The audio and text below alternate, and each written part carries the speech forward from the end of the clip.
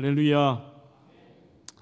오늘 나는 내가 누구인지 압니다. 이런 제목으로 여러분들과 함께 말씀을 나누고자 합니다. 여러분, 미국의 제44대 대통령이었던 흑인 최초의 대통령 버락 오바마의 자서전이 있습니다. Dreams from my father, 내 아버지로부터의 꿈이라고 하는 책입니다. 이 책은 600페이지여서 가벼운 책은 아니지만 그 내용이 본인의 삶의 스토리를 적었기 때문에 좀 쉽게 읽을 수 있는 책입니다. 어찌 보면 이 책은 바로 흑인 대통령이 얼마나 많은 삶에 자기 자신의 정체성에 대해서 고민을 하며 살아왔느냐라는 그 삶의 여정을 잘 보여주는 책입니다. 그의 출생부터가 참 쉽지가 않습니다.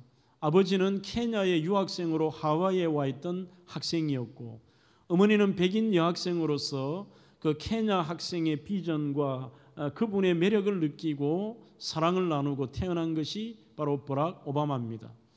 그의 어찌 보면은 정체성에 혼란이 올 수밖에 없었던 것은 그의 아버지의 출신은 흑인일 뿐만 아니라 케냐에서 엄청난 집안을 이루고 살아가며 참으로 어깨가 무거운 젊은 청년이었고, 어머니 역시 그 가계의 계보를 보면은 오바마의 할아버지는 영국 계통의 이민자였고, 어머니는 인디언 체로키족의 후손이었습니다.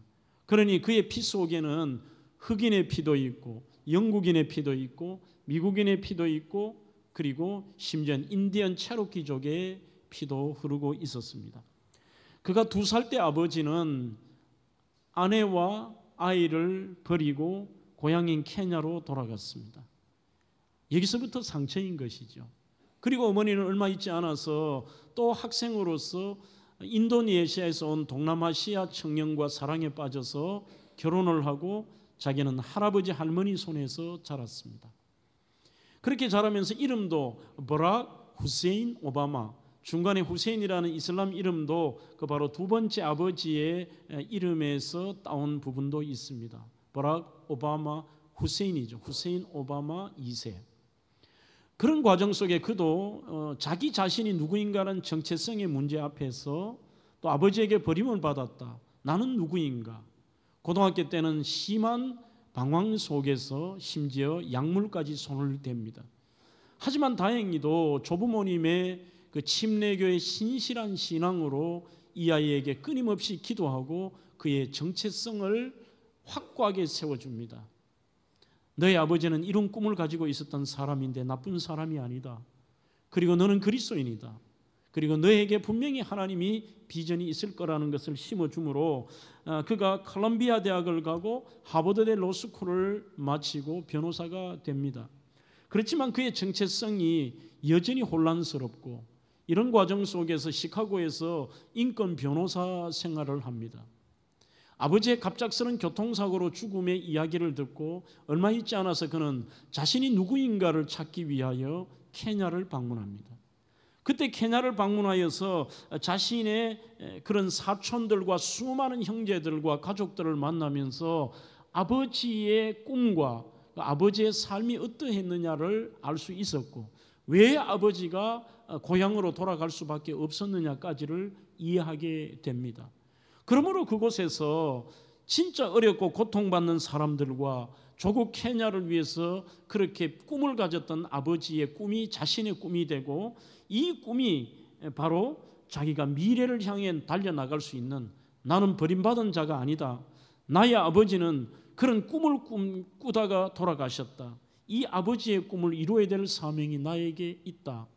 그러면서 그는 이제 일리노이주의 상원의원, 더 나은 일들과 저소득층 지역사회 문제 해결을 위해서 상원의원에 도전해서 당선이 되고, 연방상원의원에도 도전해서 당선이 되고, 얼마 있지 않아서 최초의 아프리카계 흑인 대통령으로 미국 제44대 대통령이 되었습니다. 바로 그는 이 책의 제목을 내 아버지로부터의 꿈이라, 절대 나는 어떤 존재인가 자신의 정체성을 찾은 이후로 그의 삶은 위대한 인생이 된 것입니다. 인생은 자기 자신이 나를 어떻게 바라보느냐에 따라서 삶의 방법과 내용과 가치가 달라집니다. 아마 오바마가 나는 버림받은 사생아야, 나는 정말 이 자체의 혈통도 흑인도 아니고 그렇다고 인디언도 아니고 백인도 아닌 나는 도대체 누구인가, 여기에 대해서 불평이나 불만이나 자괴감 섞인 그런 말들과 생각을 했다면 아마 그의 인생이 어떻게 되었을까요? 그는 할아버지 할머니의 신앙으로 통하여 그 어떤 경우에도 오늘 이 땅에 자신의 혈족의 이런 정체성의 문제가 아닌 나는 그리스도인이고 하나님의 자녀라고 하는 분명한 생각을 가지게 되었고, 그리고 아버지의 꿈을 통하여서 나는 절대로 그런 부정적이거나 아버지에게 버림받은 존재가 아니라는 것을 자기 자신의 정체성을 알고 난 다음에 그런 위대한 일들을 할 수 있었던 것입니다. 사랑하는 성도 여러분, 오늘 무슨 철학적인 질문 같습니다만 도대체 여러분들은 누구이십니까? 우리는 사람들이 이해하지 못하고 그 사람들이 속상한 일을 할 때 이렇게 질문을 하기도 합니다. 야, 도대체 너는 누구냐? 누구냐? 너의 정체성이 무엇이냐라는 것입니다. 어떤 존재인가? 나는 누구인가라고 하는 이것은 대단한 중요한 질문이고, 거기에 대해서 답을 내릴 때에 우리는 진짜 이 땅에서의 가치 있으며 그리고 제대로 된 인생을 살 수가 있을 것입니다. 성경은 바울 서신에서 가장 많이 강조하는 것이 뭐냐? 우리를 향하여 엔퀴리오, 주님 안에 있는 존재라고 우리의 그 정체성을 설명하면서 로마서 6장 6절로 11절까지 보면은 우리의 특징이 죄에 대해서는 죽었고 그리스도 예수 안에서 하나님에 대해서는 살아있는 자라, 그렇게 우리의 정체성을 설명하기도 합니다. 아마 이 정체성의 문제는 오늘뿐만이 아니라 시대의 가장 중요한 질문일 것입니다. 어떤 시대이든지 그 시대에 이 질문을 던질 때 답을 할 수 있는 사람은 인생을 가치 있게 살고 남들과 다르게 삽니다.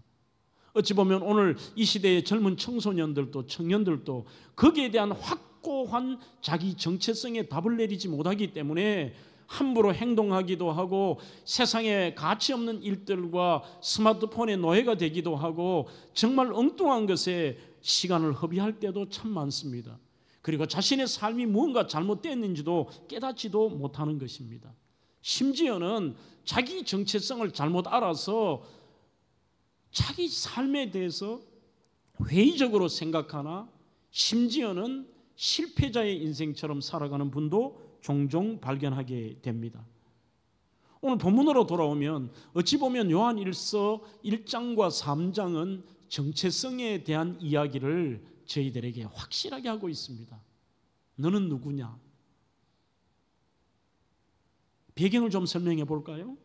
요한 1서는 사도 요한이 반모섬으로 유배되기 전에 AD 91년에서 95년 사이에, 어떤 학자는 90년에서 95년 사이에 기록이 되었고, 이때는 언제냐? 바로 사도 요한이 에베소라고 하는 당시에 로마의 식민지였던 터키의 소아시아 지역 전체의 수도가 에베소입니다. 그 에베소에서 자기가 목회를 하고 있을 때 이 요한 1서를 쓴 겁니다. 쓴 여러 가지 이유 중에 하나가 뭐냐 하면 그 당시에 에베소에 있던 성도들이 자기 정체성을 잃어버리고 정말 패배자처럼 실패자처럼 인생에 남들의 아웃사이더처럼 그렇게 어깨를 늘어뜨리고 살아가는 모습을 보면서 오늘 이 기록을 했던 부분도 있습니다. 에베소를 잠깐 소개해 볼까요? 지금은 셀축이라고 하는 이름으로 불립니다. 이번 9월에 우리 교회 성지순례팀도 저기 셀축을 가볼 것입니다. 지금 왼쪽의 사진은 공중에서 바라본 그 당시에 2000년 전에 바로 에베소 지역에 폐허된 유적지입니다. 지금은 바다와 상당한 거리가 있습니다만 2000년 전에는 그 바닷물이 바로 저 에베소 도시의 바로 앞까지 돌아서 거기에서 사람들이 항구에 내릴 수 있었고, 모든 소아시아 지역을 넘어서서 이 유럽의 중앙으로부터 동쪽에 이르는 많은 부분의 무역의 가장 중심에 도시가 에베소였습니다. 무역업뿐만이 아닙니다. 여기에서는 온갖 사람들에게 화려한 문화와 그리고 사람들의 수준이 상당히 돈이 들끓고 축제가 많았던 동네였고, 오른쪽은 무엇이냐 하면은 바로 안 믿는 사람도 이거는 압니다. 아이들이 세계 고대 7대 불가사의 중에 하나인 바로 이 에베소에 있었던 거기에 아데미 신전이에요.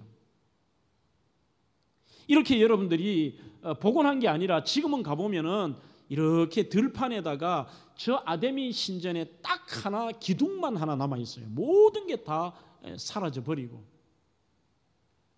저게 어느 정도로 커서 불가사의냐 하면은 전 세계 지금 세계 문화유산 1번이 그리스에 있는 파르테논 신전입니다. 하지만 에베소에 있었던 저 아데미 신전은 파르테논 신전보다 7배가 컸다고 합니다. 그러니 얼마나 컸을까요? 어마어마한 신전에 가보시면은 그 사도 바울이 사람들 앞에 수치를 당했던 극장이, 야외 극장이 아직 그대로 있습니다. 무려 3만 명이 동시에 앉을 수 있는 야외 극장, 목욕탕, 온갖 더러운 향락 시설들. 그래서 가보면 이야, 정말 이 고대 대단한 도시였구나라는 걸 알 수가 있는데, 여기에서 그리스도인들, 초대 그리스도인들은 어떤 모습이었느냐? 이들은 여전히 핍박이 있습니다. 사람들에게 무시를 당합니다. 경멸을 받습니다. 미움을 받는데, 이런 일이 되니까 주변에 있는 사람들이 예수 믿는 사람들을 무슨 취급을 하느냐 하면 잡초라고 불렀다고 합니다. 잡초. 아이고 저 잡초 같은 것들. 밟아도 또 일어나는데 저 가치 없는 인간들, 볼품없는 인간이라고 잡초라고 불린 그리스도인들입니다. 그러니 그들이 믿음이 있어서 믿음 생활을 한다고 했지만 이들에게는 자존감도 없고 내가 누군가를 모르면서 패배주의에 젖어서 살아갔던 것입니다. 그래서 사도 요한은 너희들은 참 특별한 존재다. 그리고 너는 세상에 그 누구도 가지지 않는 소망을 가진 존재이고 너들은 이 땅에서 하나님의 자녀답게 당당하게 살아야 된다라는 이 메시지를 오늘 요한 1서를 통해 주고 있는 것입니다. 그렇다면 이 사도 요한이 에베소 성도들과 오늘 이 시대 우리에게 던지는 우리의 정체성이 무엇일까요? 첫 번째는 1절에서 나는 하나님의 어떠한 사랑을 받는 보배로운 존재라는 것이 우리의 정체성입니다. 잡초 같은 존재, 아웃사이더가 아니라는 것입니다.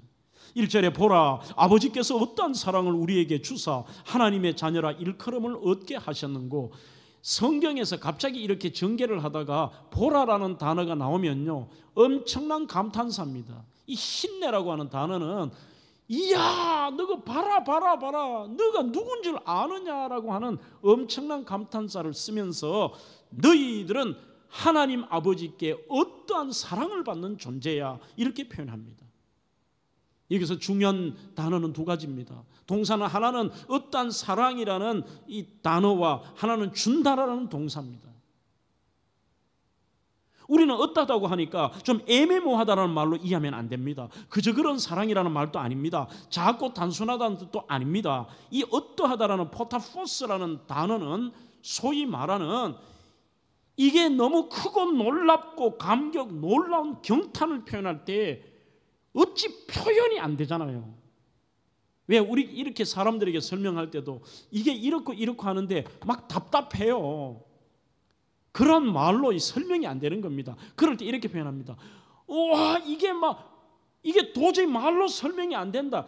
이게 진짜 어떠한지 와 이렇게 표현하잖아요. 그 포타포스라는 단어를 여기서 쓰고 있습니다. 단어는 마태복음 8장 27절과 누가복음 1장 29절에도 이 단어가 나옵니다. 바로 풍랑을 잔잔케 하신 예수님 앞에서 그 사람들이 기이하게 여겨 가로되 이 어떠한 사람이기에 바람과 바다도 순종하는고 하더라. 와, 말로 설명이 안 되고 도대체 어떤 사람인데 이게 바람과 바다도 순종하지? 그 감탄과 놀라운 경탄을 표현하는 말을 이것을 쓰는데 우리는 하나님의 이러한 놀라운 사랑을 받은 존재라는 표현입니다.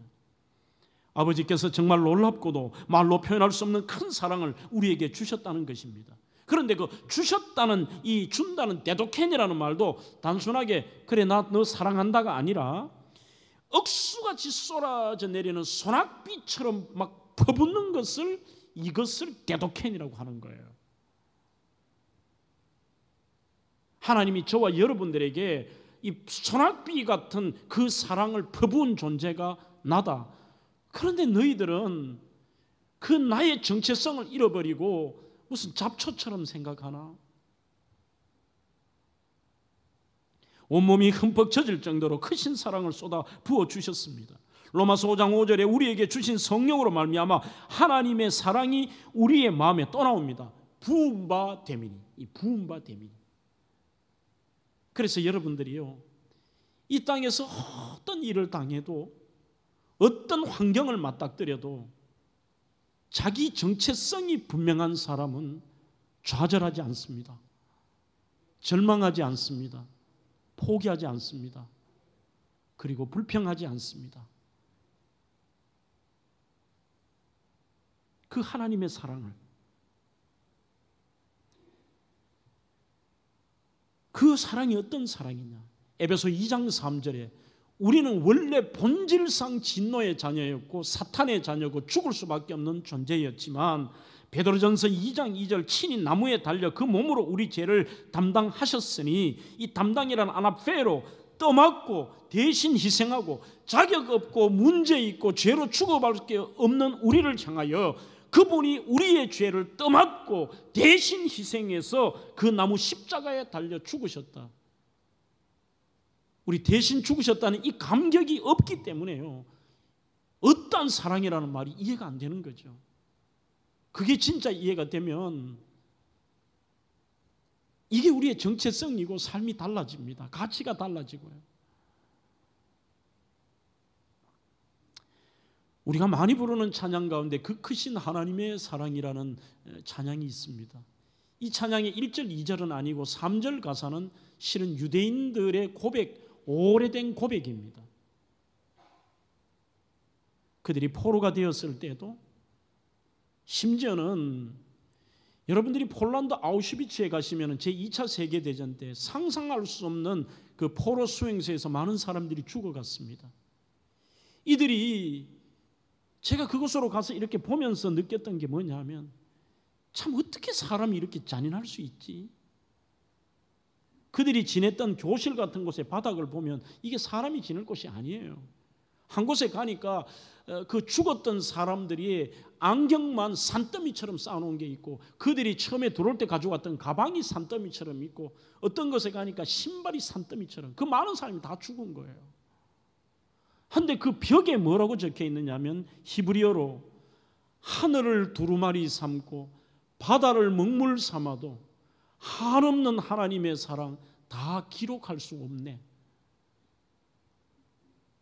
인간적으로 보면 그게 무슨 하나님의 사랑이에요. 그 죽음의 순간에도 오늘 이 땅의 삶이 전부가 아닌 것을 알고 나는 하나님의 자녀란 이 거룩한 정체성, 하나님의 어떠한 사랑을 받은 하나님의 자녀라는 정체성이 있기 때문에 죽어도 산다는 그런 신앙과 하나님의 자녀라는 것 때문에 이 고백을 그 벽에 쓸 수 있는 거예요.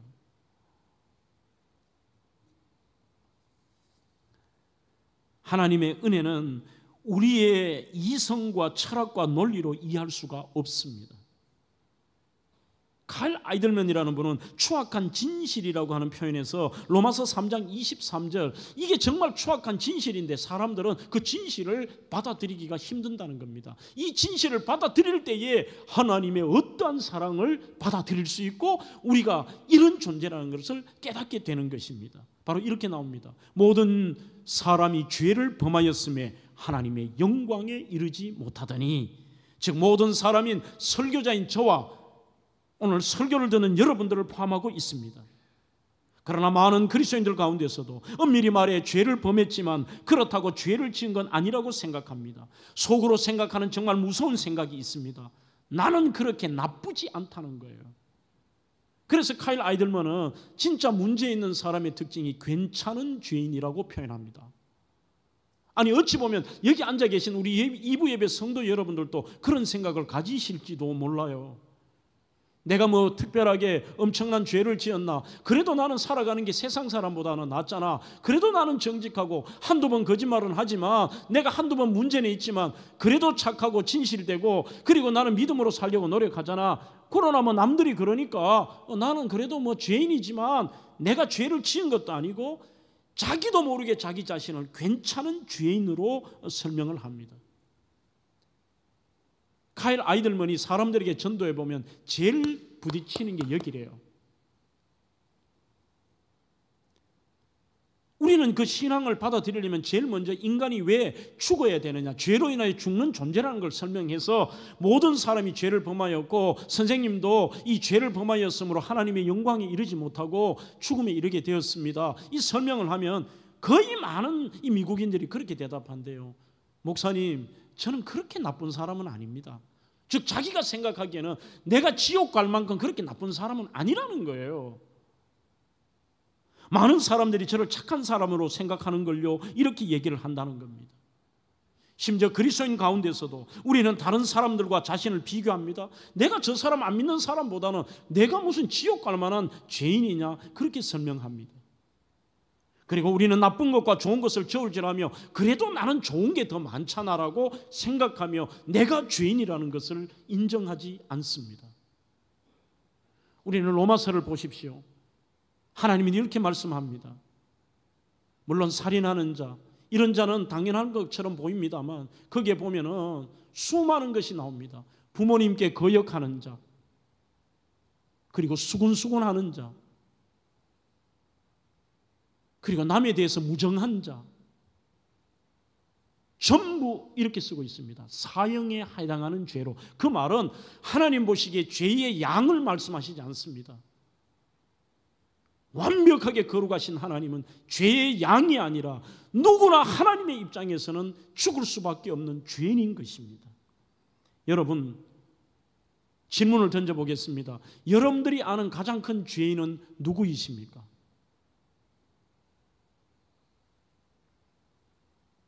바로 장창수입니다. 이 질문 앞에 또 여러분들 이러실라, 맞다.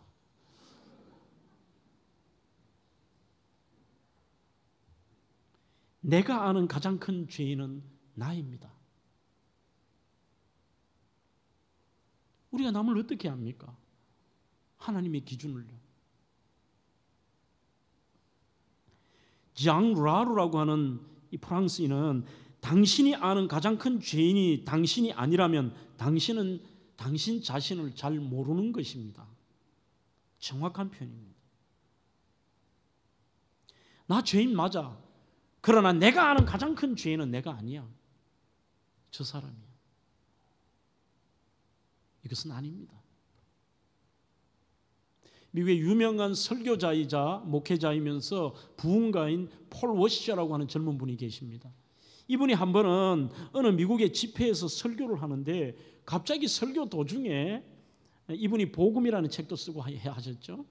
저쪽에 앉아있던 9살짜리 남자아이가 갑자기 앞으로 이렇게 울면서 부들부들 떨며 나오더래요. 이 강대상 앞으로 설교 도중에.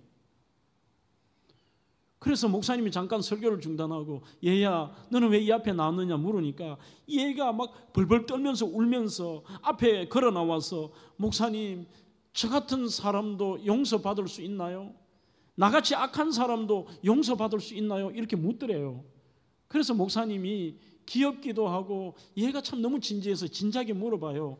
얘야 네가 어떤 그런 악한 일을 했어? 하니까 얘가 나는 엄마 말을 안 들었어요 이러더래요. 그런데 그 목사님이 그 설교의 뒷부분에 뭐라고 얘기하느냐, 오늘 제 설교를 듣고 모든 사람들 중에 자기 자신들이 그런 심각한 상태에 있다는 것을 아는 사람은 9살짜리 저 아이밖에 없습니다. 그 아이는 우리가 생각하면 당연한 거고, 엄마 말 안 들었던 그것 때문에 자기는 악한 사람이고 이것 때문에 죽을 수밖에 없다라는 그 자기 자신이 최고의 죄인이라고 이 아이는 자기 정체성을 가지고 있는 거예요. 그러니 그 속에 하나님의 은혜가 얼마나 크다가 다가오는 것입니다. 디모데전서 1장 15절에 바울의 고백이 나옵니다. 사도 바울이 예수 그리스도를 믿고 복음의 전파자가 되고 진짜 핍박자에서 예수 복음 증거자가 되었는데 그는 이런 고백을 합니다. 미보다 모든 사람이 받을 만한 이 말이여, 그리스도 예수께서 죄인을 구원하시려고 세상에 임하셨다 하였도다. 죄인 중에 내가 괴손이라, 이렇게 말씀합니다. 이 말씀을 성도들은 이렇게 해석합니다. 맞다, 옛날 이야기로 봅니다. 그는 지금 복음 증가잖아. 그는 지금 핍박을 받아가면서 진짜 40에 하나는 감한 매를 수번 맞고 심지어는 돌에 맞기도 하고 예수 복음 증거자에 대해서 온갖 일들을 하고 천막 만드는 일을 해가면서 저런 일을 하는 참 귀한 사역자다. 그러나 과거에 그는 진짜 죄인 중에 괴수였어. 그 좋은 머리를 가지고서 유대인들 가운데서 예수 믿는 자들을 잡아 가두고 그리고 로마 법정으로 인도하고, 심지어 스데반 같은 집사님, 그 귀한 집사님 돌로 쳐 죽일 때 뒤에서 작전 꾸미고 진짜 저거 죄인 중에 괴수야. 그러나 지금은 아니야, 이렇게 생각합니다. 여러분, 아닙니다. 미국의 어느 교수님의 강의 중에 이 얘기를 하시더라고요. 혹시 여러분들도 그렇게 생각하십니까? 이렇게 묻더라고요. 그러면서 성경을 자세히 보십시오.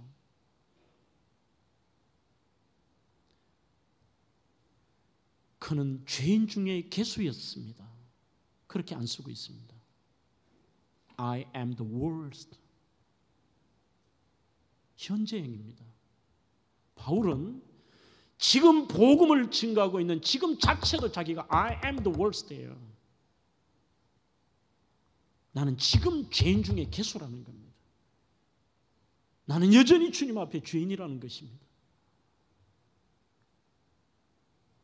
그렇지만 오늘 철저하게 내가 어떤 존재인가를 알고 나면은, 아하, 이런 나이지만 하나님이 나를 사랑하시는구나. 그 어떠한 사랑을 폭포수같이 나에게 퍼부어 주셨다는 게 감사가 되고 감격이 되고 이것이 나의 삶을 지탱하는 힘이 되는 겁니다. 조금 전에 인용한 이 카일 아이들맨이라는 분이 그의 책에서 도표를 하나 이렇게 만들었습니다. 화면 한번 띄워보시죠.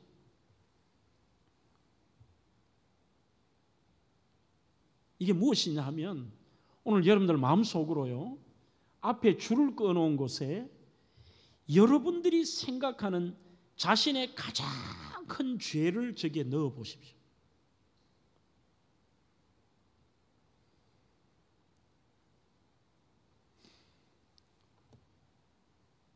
극단적으로는 감옥에 있는 사람을 수십 명 죽인 살인자가 그 앞에 수십 명을, 사람의 생명을 죽인 살인, 이것을 적었다고 봅시다. 그러나 그가 예수 그리스도를 마음으로 믿고 입으로 신하며 오늘 그 하나님의 긍휼하심을 기대하고 철저한 회개와 우리 예수를 영접했다면요,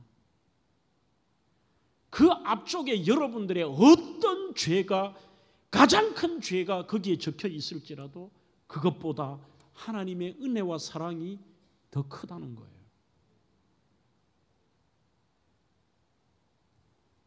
그래서 그는 하나님의 은혜가 내가 상상했던 것보다 더 크다는 겁니다. 바로 성경에 돌아온 탕자의 비유가 적합할 것입니다. 그 어떤 나쁜 짓을 하고 인간 말종처럼 살아가고, 원문에 보면 그의 삶 자체가 허랑방탕했던 이 돌아온 탕자를 향해서도요, 그가 지었던 수많은 아버지에게 배반하고 있을 수 없는 유산을 달라고 하는, 당시에 돌에 맞아 죽을 만한 죄를 짓고 가서도 상상할 수 없는 일들을 벌였음에도 그것보다도 하나님의 은혜와 이 우리에 대한 어떠한 사랑이 비교도 되지 않는 큰 건요, 그런 죄인에게 신분을 회복하는 가락지를 끼웁니다. 살찐 송아지를 잡습니다. 그리고 풍악을 울려라고 하는데 여기에서 원문에는 심포니티라고 하는 말을 쓰고 있습니다. 지금으로 말하면 뭐 장구 하나 치고 얘야 아들 돌아왔으니까 좀 흥겹게 놀아라가 아니에요. 교향악을 연주하듯이. 그것이 하나님, 죄인인 우리에게 베푸신 하나님의 은혜이고, 내가 예수 그리스도를 믿는 그 순간부터 변치 않고 내 너를 떠나지도 버리지도 아니하리라. 너는 내 자녀다. 내 사랑하는 자녀다. 이 어떠한 사랑을 받는 존재, 하나님의 자녀가 저와 여러분인 것입니다. 두 번째로, 나는 지금보다 장래에 더 큰 소망이 있는 자입니다. 2절과 3절입니다. 사랑하는 자들아, 우리가 지금은 하나님의 자녀라. 장래에 어떻게 될지는 아직 나타나지 아니하였으나 그가 나타나시면 우리가 그와 같을 줄을 아는 것은 그의 참모습 그대로 볼 것이기 때문이니 3절에 주를 향하여 이 소망을 가진 자, 즉 하나님의 자녀로 우리가 이제, 여기에 나오는 우리의 존재가 지금이라는 단어가 나오고 아직이라는 단어가 나옵니다. 닌, for. 지금은 하나님의 자녀입니다. 그러나 아직은 아니했다는 말은 뭐냐? 우리 주님 재림하시는 날 영광스러운 우리의 우포, 아직은 아닌데 그때는 주님 다시 오실 날 우리의 궁극적인 소망이 여기 있다는 거예요. 그 소망이 있는 사람이 우리라는 거죠. 너희들 지금 이곳 에베소에서 저 사람들은 저렇게 화려하게 놀고 가진 것 다 하고 자기 하고 싶은 것 해가면서 어마어마한 아덴 신전에서 빌고 저렇게 살잖아. 저들에게는 장래의 소망이 없어. 더 큰 소망이 없어. 그러나 우리에게는 아직 아직 진짜 소망을 받지 않은 존재가 우리다. 우리가 그와 같을 줄 안다. 영광스러운 주님의 부활의 모습처럼 가장 아름답고 가장 영광스러우며 가장 신령하고 가장 건강하고 가장 아름답게 살아가는 영원한 시간들을 가진 존재, 이게 나다. 베드로전서 1장 3절 5절로 마찬가지입니다. 핍박받는 초대교회 성도들에게 쓴 편지입니다. 베드로는 이렇게 그들에게 말합니다. 우리 주 예수 그리스도의 아버지 하나님을 찬송하리로다. 그의 많으신 긍휼대로 예수 그리스도를 죽은 자 가운데서 부활하게 하심으로 말미암아 우리를 어떻게 해요? 거듭나게 하사 산 소망이 있게 하시며, 그게 어떤 것이요? 썩지 않게 하시고 더럽지 않게 하시고 쇠하지 아니하는 유업을 우리에게 있게 하셨는데 곧 너희를 위하여 하늘에 간직하신 것이라. 골로새 3장 4절에도 우리의 생명이신 그리스도께서 나타나실 그때에 너희도 그와 함께 영광 중에 나타나리라. 여러분, 궁극적으로 우리는 여기에서도 주님이 함께 하십니다. 그러나 아직 이제 우리는 죽음 이후에도 부활, 본문의 3절 그와 같을 줄을 안다. 변모된 모습으로 살아가는 우리. 하나님께서 이 땅에 예수 그리스도께서 오셔서 제일 먼저 하신 메시지의 핵심도 마태복음 4장 17절에 보면 천국의 메시지입니다. 회개하라, 천국이 가까웠느니라. 존 브라이트라는 분은 이런 말을 합니다. 하나님 나라가 무엇인가를 이해하는 것은 성경에 있는 구원의 복음의 중심부로 다가가는 것과 같습니다. 이게 우리가 구원의 핵심이 이거예요. 그리고 이게 우리의 정체성이에요. 나는 이 땅에도 하나님과 함께하지만 나는 영원한 더 큰 소망이 있는 존재다. 그것을 아는 분은 이 땅에 어떤 큰 슬픔이 찾아와도 견딥니다. 천국 소망과 다시 만날 날과 영광스러운 부활의 소망, 영원의 그 축복의 시간들, C.S. 루이스가 말했던 것처럼 여러분들 천국의 생활은 지겨운 것이 아닙니다. 그것은 영원한 설렘과 기쁨이 있는 곳입니다. 역동적인 곳입니다. 상상 속에 있는 것이 아니라 태폰이라는 실제 않은 장소입니다. 거기에서는 우리는 새로운 장소에서 새로운 몸으로 살게 될 것입니다. 이것이 우리에게 희망이고 그것이 우리를 이 땅에서 견디게 만들고 이것이 우리의 소망입니다. 그 어떤 것도요, 이 확실한 삶의 전체성, 우리의 소망은 아직 오지 않았다. 나는 그런 존재다. 한 번은 미국에서요, 우리로 말하면 양로원에 계시는 할아버지의 이렇게 그 몇 분이 그곳에 가서 이렇게 예배를 드리면 찬양하는데, 와, 허리도 잘 펴실 수 없고 이렇게 손을 이렇게 마른 손을 드시는데요. Dancing's my soul, my Savior God to thee. How great thou art, how great thou art. Dancing's my soul, my Savior God to thee. 정말 그분의 위대하심에 취해 있는 모습처럼요, 절대로 서글픈 양론의 노인의 모습이 아니었어요.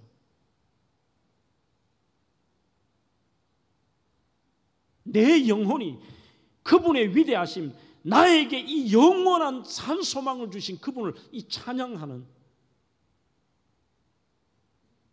내 주 예수 세상에 다시 올 때 저 천국으로 날 인도하리. 나 겸손히, 내가 겸손히 그분 앞에 엎드려 경배하는 그분의 위대하심, 나를 구원하시고 영원한 산소망 주신 그분 앞에 경배하며 그분을 영원히 찬양하겠네. Dancing's my soul, 내 영혼이 my savior, 나의 구원자를 찬양한다는 거죠. 서글픈 인생이 아닙니다. 세상에 그 어떤 왕후장상이 마지막 죽음의 순간에 그런 위대함을 나타낼 수 있을까요? 이 세상에 어떤 모습으로 살든지, 이 땅에서 가지든지 가지지 못했든지, 이 땅에서 우리의 삶들이 초라했든지 이들처럼 잡초처럼 보이든지 이게 중요한 게 아닙니다. 우리의 정체성은 이곳이 아니라 저곳에 있습니다. 이 땅은 괴로움과 죄가 있는 곳이 이 땅입니다. 괴로움과 죄가 있는 곳, 나 비록 여기 살아도 빛나고 높은 저곳을 어떻게 해요? 날마다 바라봅니다. 그 소망이 있는 자가 바로 저와 여러분들입니다. 여러분, 버킷리스트라는 영화를 보신 적이 있습니까? 한 번씩 제가 이 장면을 떠오르고 인용도 합니다만, 이 영화는 2009년에 잭 니콜슨과 모건 프리먼 주연의 영화로서 버킷리스트라는 말은 죽기 전에 꼭 하고 싶은 일만을 적어두는 목록을 말합니다. 갑작스럽게 찾아온 병원에 입원한 이 두 사람, 흑인과 백인이 나옵니다. 자동차 수리공으로 평생을 살았던 카터 챔버스와 병원 14개나 가진 재벌 에드워드 콜이 이 병원장 자기가 주인이 만든 철칙이 경영 철칙이 2인 1실이에요. 그래서 그 철칙에 따라 지킨다고 자기가 들어가서 2인 1실에서 만나게 된 겁니다. 카터 챔버스는 평생 자기 꿈도 있었지만 가족 돌본다고 일하다가 인생 마치고 몸에 질병 들어서 찾아왔고, 죽을 병으로. 이 사람은 가정이 깨져도 돈 하다가 가정도 깨지고, 그리고 인생에 후회하는 이 마지막 시점 여전히 조금만 더 하다가 병원에 죽을 병으로 돌아왔습니다. 이제 두 사람이 이거는 아니다라, 우리가 도대체 인생이 뭐냐, 그 고민 앞에서 죽기 전에 우리 해보고 싶은 거 해보자. 그렇게 하면서 리스트를 쓰게 되어요. 낯선 사람 도와주기, 눈물 날 때까지 웃기, 구형 자동차로 카레이싱에 참여하기, 최고 미녀와 키스하기, 몸에 영구 문신 새기기, 스카이 다이빙 하기, 로마 홍콩 여행, 피라미드 타지마할 관광하기, 오토바이로 만리장성 질주하기, 아프리카의 세렝게티에서 호랑이 사냥하기. 그리고 이 영화의 마지막 거의 부분에 보면은 이 두 분이 피라미드의 정상에 앉아서 대화를 나누는데 그 새로운 삶의 단면을 발견하고 깨닫습니다. 나는 누구인가를 정리할 필요가 있는데, 내가 사랑하는 사람들을 사랑하고 그들로부터 사랑받는 삶을 살았느냐, 뭐 이런 주제를 평론가는 얘기하는데요. 깨달았다고 하는데 저는 너무 속상했습니다. 많은 종교인들과 타 종교와 철학자들은 깨달았다고 얘기합니다. 여러분, 깨닫는 게 무슨 의미가 있습니까? 아는 게 무슨 의미가 있느냐는 거예요. 물론 기독교 영화가 아니어서 그렇게 쓸 수는 없지만 차라리 그 남은 시간 동안 더 큰 소망을 사모하고 거기를 위하여 투자하고 이것을 위하여 나를 더욱더 집중해서 그분을 만나고 정말 그분의 위대하심에 취해서 더 큰 소망을 가지는 시간을 가졌으면 얼마나 좋았을까. 저와 여러분들은 바로 이 더 큰 소망이 있는 존재인 것입니다. 마지막으로 예수님 안에 있는 나는 자기를 깨끗하게 된 존재라고 말씀합니다. 3절과 6절입니다. 주를 향하여 이 소망을 가진 자마다 그의 깨끗하심과 같이 자기를 깨끗하게 하느니라. 6절에 그 안에 거하는 자마다 범죄하지 아니한다. 한마디로 하나님의 자녀로 하나님의 사랑받는 자로 영원한 하늘나라 산 소망이 있는 자들은 세상 사람과 다르게 삽니다. 옛날처럼 죄를 짓고 살지는 않습니다. 토마스 켈리는 예수 안에 사는 자는 거룩한 중심을 가지고 산다, 이렇게 얘기하고 있습니다. 거룩하다는 말은 딱딱하고 그리고 우리의 자신들의 틀을 가지고 산다는 뜻이 아닙니다. 거룩하게 산다는 뜻은 밝다는 뜻입니다. 밝게 사는 겁니다. 기쁨으로 사는 겁니다. 그리고 거룩하다는 뜻은 우리 자신이 없는 것입니다. 세상과 나는 관계도 없고 구속한 주만 바라보고요. 그리고 거룩하다는 뜻은 남들과 구별된 진실된 삶을 삽니다. 그래서 맥스 루케이도 예수님처럼 우리의 거룩함은 예수님 마음으로 삽니다. 용서하는 마음으로 삽니다. 긍휼히 여기는 마음으로 삽니다. 듣는 마음으로 삽니다. 하나님께 취한 마음으로 삽니다. 예배에 줄인 사모하는 마음으로 삽니다. 초점이 분명한 마음으로 삽니다. 정직한 마음으로 삽니다. 순결한 마음으로 삽니다. 희망에 찬 마음으로 삽니다. 기뻐하며 인내하는 마음으로 삽니다. 뭔가 다르다는 거예요. 틀린 게 아니라 남들과는. 제 은사였던 리차드 포스터는 그의 책에서 이렇게 얘기합니다. 예수님 안에 사는 자는 겉과 속이 같습니다. 교회 밖과 안이 같습니다. 홀로 있거나 많은 군중 속에 같습니다. 어제와 오늘과 내일이 같은 단순한 삶을 삽니다. 이렇게 말씀하고 있습니다. 마지막으로 책을 하나 더 소개하고 끝을 내볼까요? 105세의 철학자입니다. 연세대 명예교수 김영석 교수의 인생 문답이라는 책에 보면 이런 문구가 있습니다. 기독교인의 자격이 무엇이냐고 물어본다면 내가 지금까지 105세를 살아온 동안 이것을 깨닫게 됩니다. 그것은 바로 기독교인의 자격은 지금까지 가져온 인생관, 가치관을 예수님이 가르쳐준 마음으로 바꿀 수 있으면 기독교인이고, 그냥 가지고 살면 끝까지 가도 기독교인은 될 수 없다고 말할 수 있습니다. 그렇게 말하고 있습니다. 우리는 예수 그리스도를 믿는 순간 그 정체성, 나는 하나님의 자녀다, 나는 더 큰 소망을 향해 달려간다, 나는 그러므로 이 땅에서 내 인생관과 가치관을 예수님이 가르쳐 주신 대로 살아간다. 이게 저와 여러분들입니다. 2차 세계대전 때 독일 사람들은 유대인들을 멸시하려고 잡초처럼 여기며 그들의 가슴에 노란 별을 붙어 다니도록 명령을 했습니다. 어기면은 갇힙니다. 고초를 당합니다. 유대인들은 모두 그 별을 달고 다녔다고 합니다. 그런데 중요한 게 있습니다, 여러분. 이들은 독일인이 무서워서 노란 별을 달고 다닌 게 아닙니다. 자신이 유대인이라는 정체성을 확인하고 자랑스럽게 여기며 나는 유대인이라는 표를 달고 다닌 것입니다. 심지어 어머니들이 아이들에게 노란 별을 달아주며 엄마들이 늘 이 말을 했다고 합니다. 너희들은 자랑스러운 유대인을 잊지 말라. 그리고 유대인답게 행동해라. 이게 오늘 우리에게 던지는 메시지입니다. 세상은 우리를 어떻게 바라보든지요. 여러분들이 아웃사이더라고 생각하십니까? 지금 힘들고 어려우십니까? 어떤 경우에도 너는 하나님의 자녀라는 것을 잊지 말라.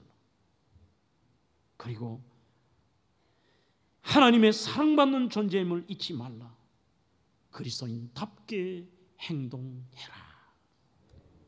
저와 여러분은 바로 이 하나님의 사랑받는, 어떠한 사랑을 받는 특별한 존재입니다.